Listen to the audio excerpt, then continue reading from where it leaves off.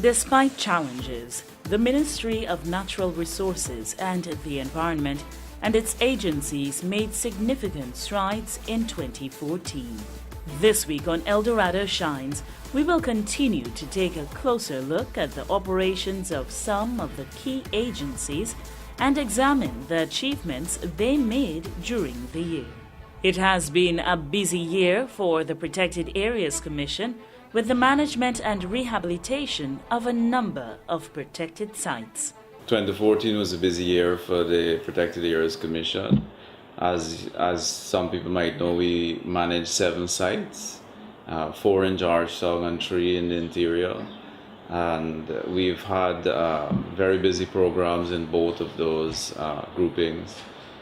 In the urban parks like the National Park, the Zoo, the Gardens, and Joe Vera, we've been implementing a number of rehabilitation projects, primarily around the Tree Parks Initiative program, and in the hinterland parks, which is Kiteshore, Shell Beach, and the Kanaku Mountains, we've been working primarily on management planning and community work. And as you'll hear shortly, we are slowly expanding our staff development, capacity building, and trying to expand into site level management authorities, particularly at Kiteshore and in Kanaku Mountains. As it relates to the 3 Parks Initiative, a number of programs were slated to be completed in 2014. Officials say it was an amazing year.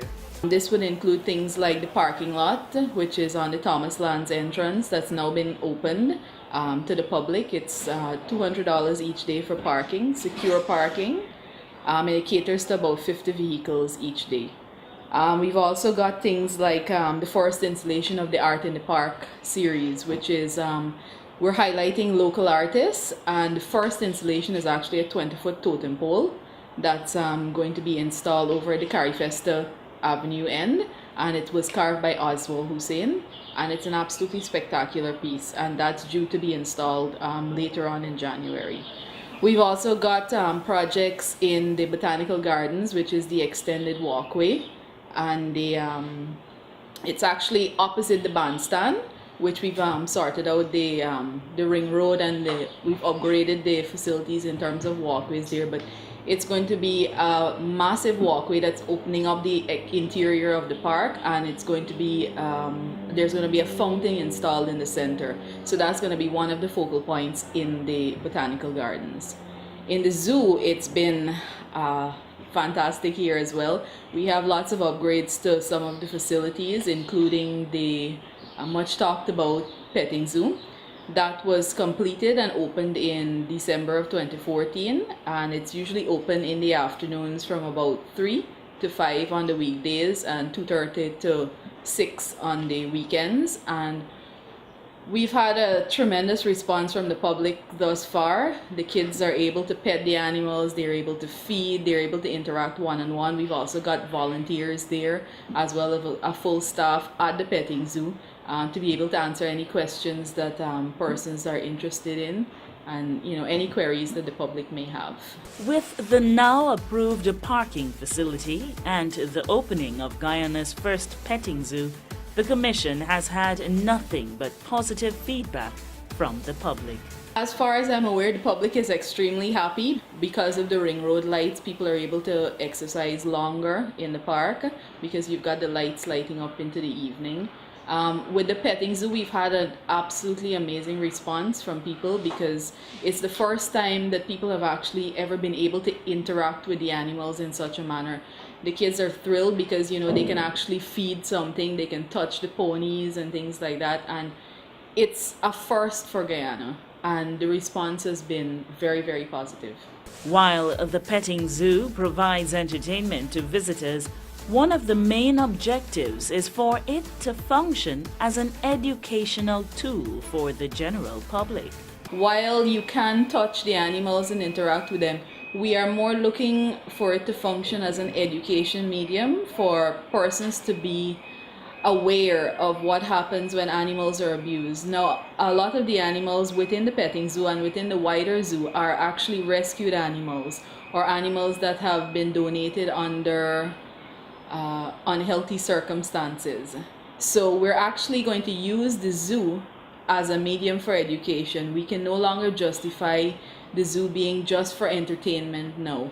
The simple fact is a lot of the animals come in under duress or coming injured, or they were previous pets, exotic pets, and their owners can no longer handle the attention that they require, so they are left at the zoo. So we're going to use the zoo and the petting zoo as a medium to educate people. One, you need to be kinder to animals. Two, animal cruelty is not something to be tolerated. And three, as a medium for biodiversity conservation, we're trying to get over the message that wild animals should not be kept as pets. Wild animals belong in the wild. And if you come into the zoo, you'll notice that a lot of the animals that are in there are indeed wild animals. However, these were previous pets that were donated to the zoo after they became unmanageable to their owners. So we're trying to get over that you should not have wild animals as pets, and we're promoting biodiversity conservation through the Protected Areas Commission. So the zoo is actually going to function as a link between the urban parks and the hinterland parks. Mechanisms are in place to ensure the security of individuals and the animals. In the petting zoo, we actually have both, we have mostly domesticated animals. We have two rescued donkeys. We have goats, sheep, a pony, rabbits, guinea pigs, ducks, chickens. Right? So the public is not in any imminent danger of being attacked by any of these animals. And the fact that they are rescued animals, they've been conditioned to be around people because we would have had to care for them, you know, feed them, etc. Now, you can actually purchase food from the petting zoo, and it's approved food, things like carrots and apples and things like that the animals are accustomed to eating. You're not allowed to bring in any outside food. We do also have a sanitation station, which is a fountain with soap and water so that you can actually wash up after petting the animals, because we don't want anything, anybody coming in and then putting their hands in their mouth. So there are facilities there. Kaichur National Park is a national park located in the Pataro-Siparuni region of Guyana. The park's boundaries and purpose are defined in the Kaichur National Park Act and was created to preserve the natural scenery and its fauna and flora. With the national park still under rehabilitation, the Commission's aim is to facilitate various events on a regular basis. The first ever children's movie night. And it was actually a combination of a sit-down and drive-in movie. While it was the first time we hosted it in 2014, we're hoping to do a couple more in 2015 to not only bring people back into the park, but to show them that the park has numerous facilities which can be used to hold events. We've got not only the tarmac, but we have the new parking facility, as well as the benabs, as well as playland. So there are a great many possible venues to hold events within the national park. While the Commission was busy with the upgrading of the urban parks and the technical work of developing management plans, they were also able to engage in staff development activities. One of those activities was a training course held at Kaichur National Park for about 21 persons. Among those were about 13 persons from the surrounding communities, Carisparrow, Paramakatoy, Chinapao, and Campbelltown near Madhya. The training program covered areas such as use of the geographic positioning system, GPS, and map reading, as well as first aid and tour guiding. And the intention was to choose from the best of the persons trained to employ them, the persons from the communities. So we are about to employ some additional persons from that set who were trained. We also ran a literacy program for about a dozen staff who needed some help in improving their literacy skills. That program is still ongoing. In addition, we are looking to expand our staffing at the the Kanuku Mountains protected area. So we're in the process, we have been in the process since around the latter part of the 2014 to engage and recruit wardens and the site manager for the Kanuku Mountains protected area. We've also been looking at the working conditions for staff, and in the case of the urban parks, we've been able to renovate the staff quarters at both the National Park, the Botanical Gardens, and the Zoological Park. The Three Parks Initiative is a collaborative effort among the Ministry of Natural Resources and the Environment, the Protected Areas Commission, the Bihari Group of Companies, and Conservation International.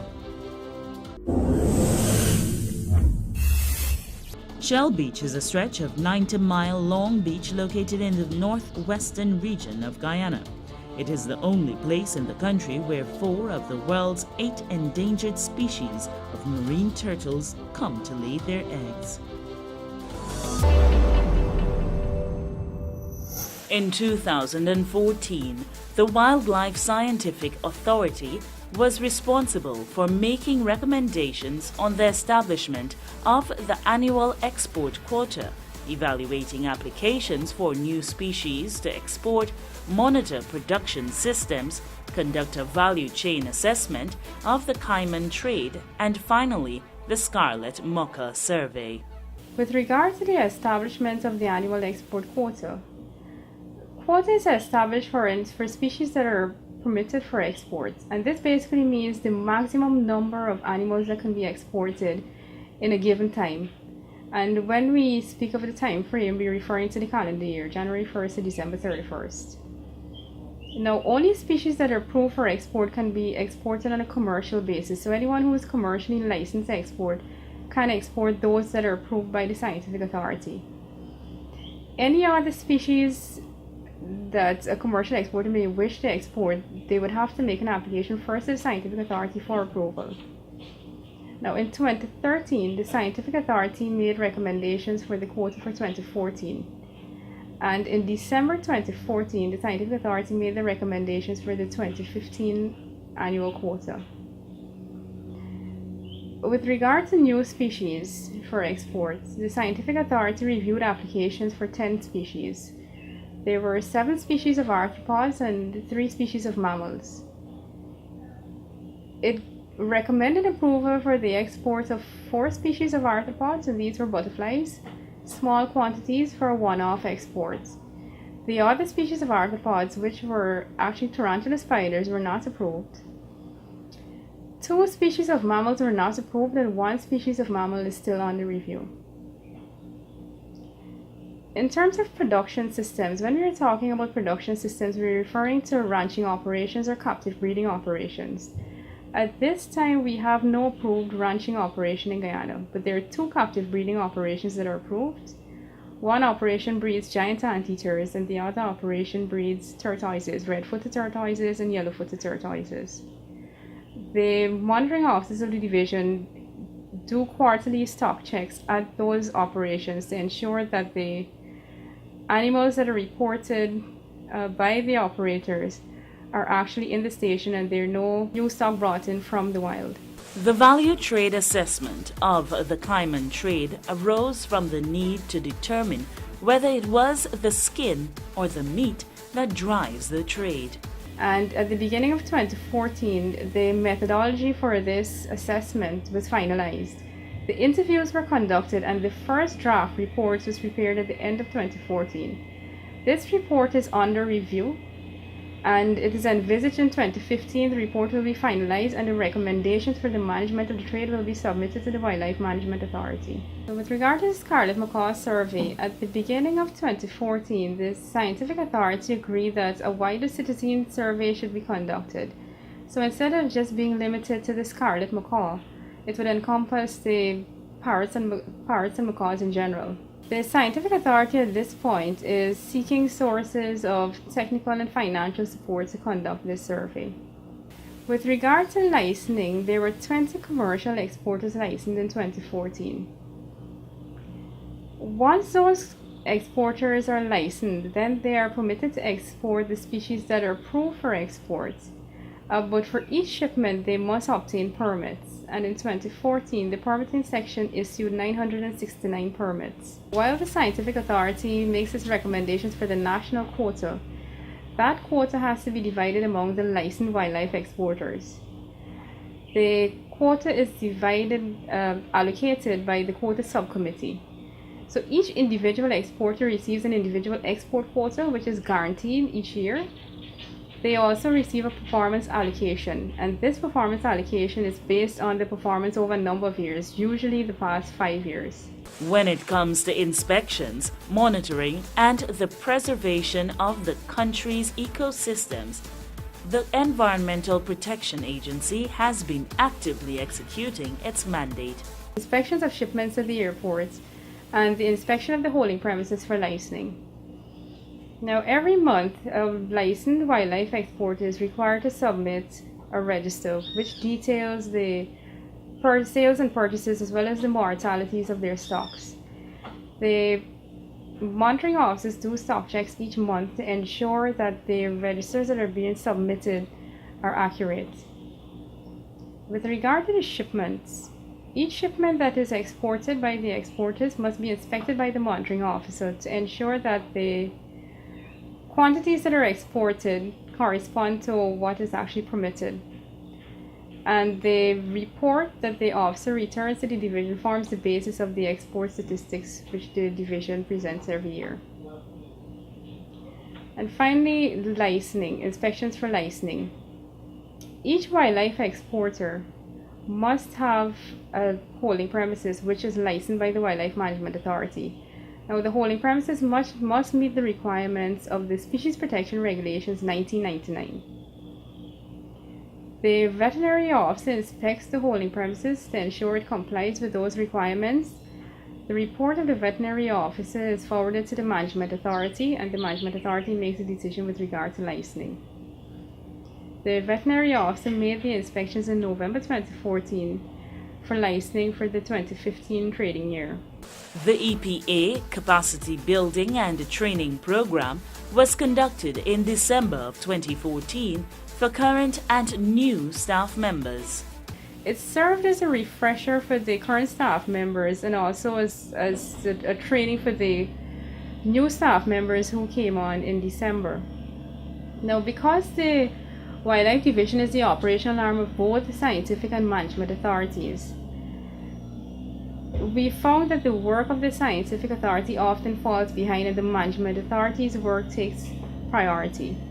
In order to address this issue, we employed 2 persons to support the work of the scientific authority, and they started with the division in December 2014. And so we're actually looking forward to greater progress by the scientific authority in 2015. The division also conducted training for customs officers in March 2014, and this training covered the requirements of the Species Protection Regulations 2014. It looked at what CITES is, and CITES is the Convention on International Trade in Endangered Species of Wild Fauna and Flora. And it also provided training on permit inspections and ways to detect discrepancies in permits. And finally, for the capacity building, the division is working to develop an identification manual of traded species, and this is specifically geared for the field officers. The agency continues to perform its regulatory function with respect to environmental management and protection. New legislative instruments that were approved in 2013 were put in effect. The agency has continued to perform its regulatory function with respect to environmental management and protection. We have instituted the implementation of regulations that were passed in 2013. These included the litter prevention regulations and the wildlife management and conservation regulations. We've also been working on the enforcement and compliance regulations, which we expect to be enacted in 2015, as well as finalizing the regulations on access to genetic resources and benefit sharing. In addition, the agency is seeking to have a critical assessment done of its role and function, of which bids have already been invited. We expect that some deliverables will deal with policy and legislative measures. In terms of environmental permitting, 278 applications were received by the agency, as well as 258 applications for noise, all of which were processed. In terms of environmental permits, 102 permits were granted in 2014, and in terms of hazardous waste and air quality, 10 permits were granted. We have developed 5 new environmental guidelines, including those on lead-acid batteries, implementation of the water quality regulations, implementation of the air quality regulations, water quality management for the forestry sector, and water quality management for the mining sector. We've also developed a monitoring protocol for Linden, which we expect to implement in 2015. This year we've also established for the first time a water quality unit, which is doing background work in order to get its work going fully in 2015. Environmental authorization forms have been revised and fees for various permits implemented. Under research and development, we have revised the environmental authorization forms. We have instituted a long-term noise permit fee, and we have varied the environmental authorization permits to accommodate fees. In terms of complaints, we received 159 complaints for 2014, which was 107 less than 2013.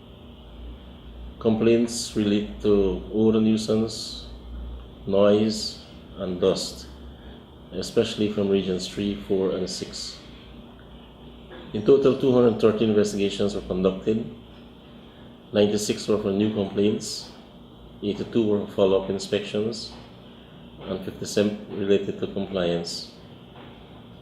A total of 22 complaint cases was closed for the year.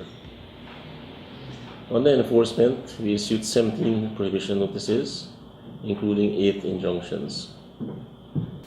In terms of litter enforcement, 38 reports of littering and dumping were received, and the majority dealt with illegal dumping along government reserve and trenches.